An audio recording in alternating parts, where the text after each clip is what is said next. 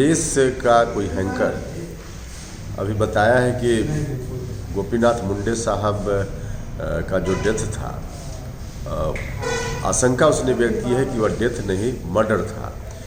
और उसका कहना है कि गोपीनाथ मुंडे जी 2014 के लोकसभा चुनाव में जो ईवीएम हैकिंग का मामला था उससे अवगत थे, इसलिए जानबूझकर उनका मर्डर किया गया है। इसमें अगर थोड़ी सच्चाई होगी तो बहुत ही दुर्भाग्यपूर्ण बात होगी। और हमारा कहना है कि दो एंगल पर इस पर जांच होनी चाहिए। एक तो वास्तव में क्या गोपीनाथ मुंडे साहब का डेथ हत्या है, क्योंकि गोपीनाथ मुंडे जी पिछड़े समाज के एक बहुत बड़े नेता थे, तो हो सकता है उसमें कोई साजिश हो।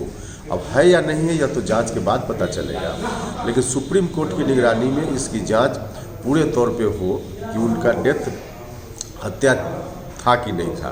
दूसरा, अगर कुछ चीज़ जानते थे 2014 के लोकसभा चुनाव के बारे में तो क्या था वह मामला, इसकी भी जांच अलग से होनी चाहिए, ताकि शंका जो ईवीएम मशीन पे लोग करते हैं या उसके दुरुपयोग की बात सामने आती रहती है, उसके बारे में भी मामला सामने आ पाएगा। तो दोनों मुद्दों पर सुप्रीम कोर्ट की निगरानी में जांच होनी चाहिए, हम यह मांग करते हैं भारत की सरकार से। विदेश का कोई हैंकर अभी बताया है कि गोपीनाथ मुंडे साहब का जो डेथ था, आशंका उसने व्यक्त की है कि वह डेथ नहीं मर्डर था। और उसका कहना है कि गोपीनाथ मुंडे जी 2014 के लोकसभा चुनाव में जो ईवीएम हैकिंग का मामला था उससे अवगत थे, इसलिए जानबूझकर उनका मर्डर किया गया है।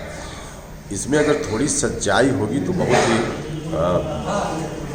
दुर्भाग्यपूर्ण बात होगी। और हमारा कहना है कि दो एंगल पर इस पर जांच होनी चाहिए। एक तो वास्तव में क्या गोपीनाथ मुंडे साहब का डेथ हत्या है, क्योंकि गोपीनाथ मुंडे जी पिछड़े समाज के एक बहुत बड़े नेता थे, तो हो सकता है उसमें कोई साजिश हो।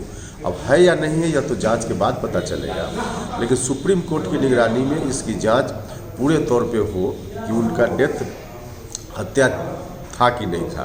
दूसरा, अगर कुछ चीज़ जानते थे 2014 के लोकसभा चुनाव के बारे में तो क्या था वह मामला, इसकी भी जांच अलग से होनी चाहिए, ताकि शंका जो ईवीएम मशीन पे लोग करते हैं या उसके दुरुपयोग की बात सामने आती रहती है, उसके बारे में भी मामला सामने आ पाएगा। तो दोनों मुद्दों पर सुप्रीम कोर्ट की निगरानी में जांच होनी चाहिए, हम यह मांग करते हैं भारत की सरकार से।